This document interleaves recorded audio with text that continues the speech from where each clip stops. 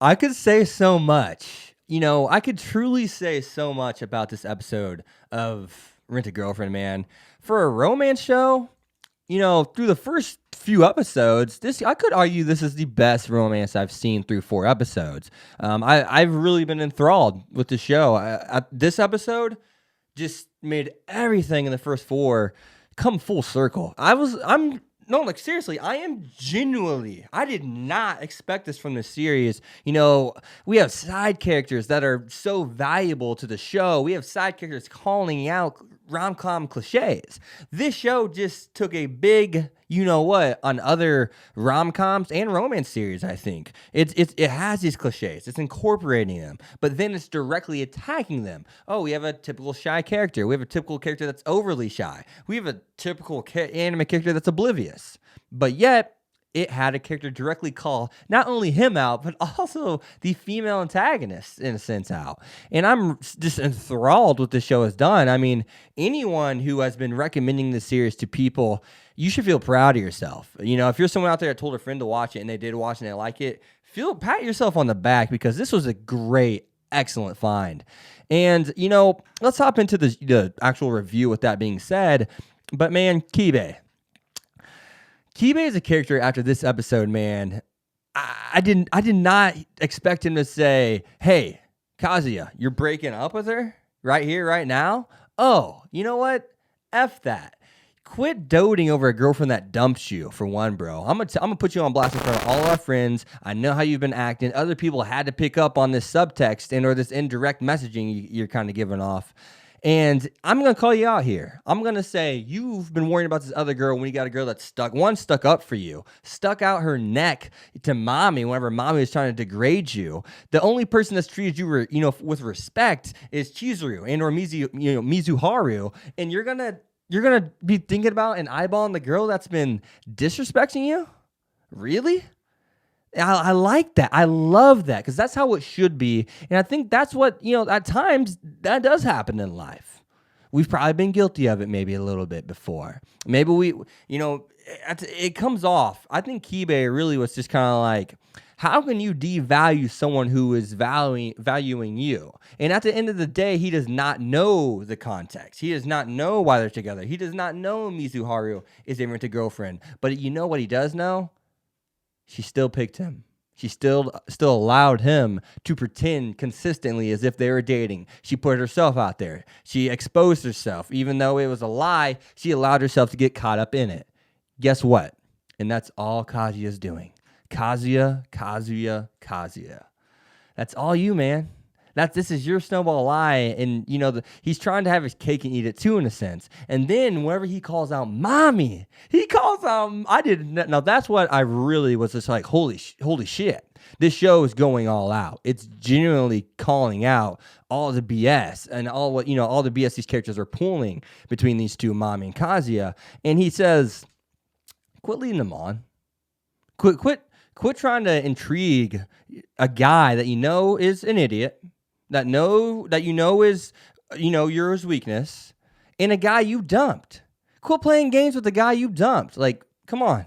Like, it's time for you to have some respect. It's time for you to quit being a bad person. That's essentially what he's saying, and that's why he is so upset to the point where he's hitting Kazuya. He saw people he cared about acting like fools. He saw people he cared about being shady. He saw people he cared about being immoral. Not moral, immoral. The exact opposite. And I love that. I was just so, this season's really good. This season is sneakily good. I'm glad ReZero. I'm glad SAO, even though I'm not watching it. And I'm also glad that a show like Fire Force is here. And if I was watching Snafu, head over heels. I'll catch up to Snafu. I'll make it up to you. I know what's going on with the copyright in Snafu. I'll make it up to you guys at some point. I promise you that, Snafu fans. But other than that, though, just seeing that whole scene get orchestrated into the speech that Kibe was giving in the other half of the episode was awesome. Him saying, I think being stupidly optimistic, and I know that Kazuya is stupid, Mizuharu. He's stupid in a good way, though. He's stupidly optimistic. He's someone he hasn't had a chance with girls ever. He's someone who shouldn't believe he has chances with girls, but yet he does. and he always somehow ends up successful. And the whole story of the flower, being clearly a weed, but yet then somehow surprising everyone and being this beautiful, rare flower was an example of that. The dude is an idiot. The dude is a goofball. The dude is inexperienced. But at the end of the day, you stuck by his side, even though he is all those things. You saw something good in him. And despite Kibe not knowing that, and this is what the beauty of the writing is, despite Kibe not knowing that, the reference still holds true. It's still exactly why, Chizuru and or Mizuharu is still with Kazuya, is still pretending to be with Kazuya. And, I love how that was just beautifully laid out. There's even the scene to where he actually said, I have it actually written down as a quote, if you can't treat the girl that chooses you right, then you're nothing but a dirtbag. And I firmly believe that. One, you don't break up with the girl right there in front of everybody. Two, yes, you're not really dating, but yet she's portrayed that. So respect what she's allowing, you to put out there, falsely. I mean, he owes her everything. He really does. And, Mizuharu is a girl that is really she can be off-putting.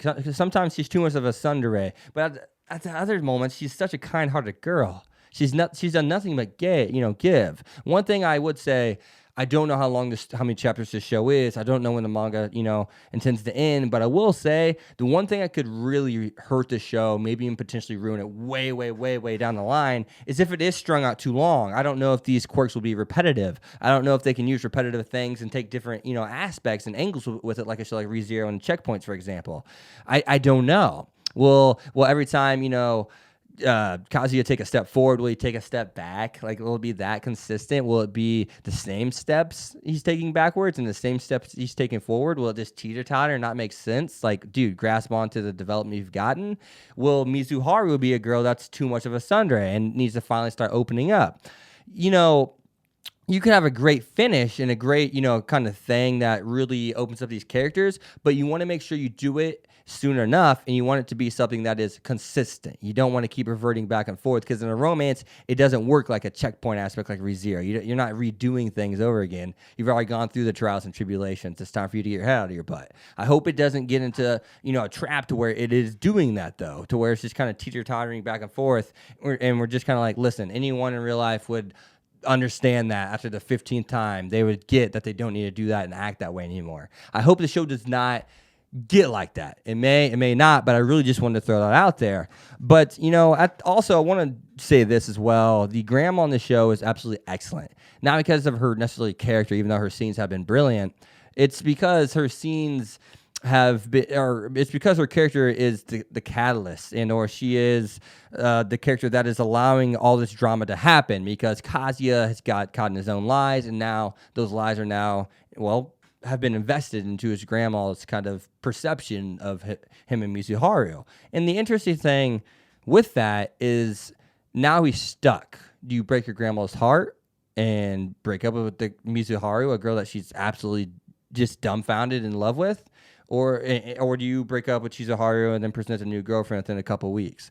Well, how is my family going to perceive me? How is my grandmother that I look up to so much going to perceive me? How are the people around me going to perceive me? There's things like that happen all the time in real life, and we are all guilty of it. Unless the girl finds a perfect guy, or the guy finds a perfect girl that we're 100% comfortable with individually, but also comfortable with, like, not individually, but in a social aspect with our friends and family, then we never fully commit to that. And that's always scary, going from, one love interest to the other. How will my parents perceive her? How will my friends perceive her? Will they like her as much as the last one? Will they not like her as much as the last one? You never know. And that's what just sucks. That's what just freaking sucks about, I think, romance and stuff like that. There's so many X factors. There's so many things you want perfect for the perfect girl, and vice versa for the perfect guy, that I think we tend to stress. I think we tend to act blindly. I think we tend to act falsely. We're not true to who we really are as people. And I think that's something that's so real, it's not even funny. And I think the show's doing a great job of hitting on those things. I think that's, whether the show's goofy when it presents it or whether it's real. Have you ever noticed you always still get the message? And that's something that I value. I think the show, I don't know what the show will be right now. I think I'm going to give the show an A-. I'm going to put it in the A column. I think it's done a great job. I don't know exactly why this show is not getting. Oh, I can't even say that because I think this show is actually getting some love. I think a lot of people are enjoying the show, whether they're rating it B grade, C grade, A grade. It's still getting a lot of attention, and I think it's getting that attention because whether you like it or not like it, it's still entertaining, and you're still able to connect with it. So I think that all resides on what you like as a presentation. But I think this show it hasn't necessarily done anything unique, but it's done things that other authors, other series just seem so afraid to do. They seem to get trapped in this cliche as to where, I've seen people say this is a cliche show. Well, they haven't watched it because it is a cliche show, but it's a show that attacks its cliches, which other shows don't. Therefore, those cliches turn into something that's not necessarily as cliche whenever the show is self-aware of them. It presents it different. If you're self-aware, you're always going to present something different no matter what the cliche is. So, look up ReZero once again. It brings a character into another world. That's a cliche. That's just a cliche plot in general. But look what it's done with it. It's attacked cliches, and through attacking those cliches, it's presented one of the best animes we've ever seen. One of the most popular animes we've ever seen, and arguably the most popular anime maybe in the last few years. Let's see what the numbers are when that season 2 is done. So, Kibe, you are the character of the week. This is my favorite side character I've seen in a minute in a romance series. I love the speech. I love how he's attacking the characters. I love how he's calling them out directly. It's something that we just don't get that we should get more often of. So, but yeah, I think I covered everything. This is a pretty passionate video. I'm going to actually look down just to make sure I covered everything I wanted to. Also, the OP, I really do like the first 20 seconds of the OP is just kind of like, yeah! And then, I don't know. I like the rest of it, but those first 20 seconds kill it, man. So, other than that, though, guys, I do hope you guys enjoyed the video. I think this was an awesome episode, man. I don't know if it's just me, and I've been gone, and I'm just ready just to do this review thing, but all my videos have been about 10 minutes, 11 minutes, as to where in the past, heck, after reviewing a single show, I'd almost find it hard to get a 8-minute video out. Most of my videos would probably be around 6 to 8 minutes, and now it's always over 8 minutes. So it's nice to see that anime is bringing out the best in me, bringing out these cool conversations I get to have with you guys. This is a fun season. I chose the right season to come back, but Fire Force is still coming out tomorrow because I can't sit 6 hours behind my computer, man. Not every Friday. Fire Force will be tomorrow. Tomorrow is the goal. So, other than that, though, guys, be sure to leave a like, comment, subscribe, follow me on Twitter, X25. I'll see you guys next time. Peace. I hope you guys enjoyed the show as much as I did, and thank you for watching it with me.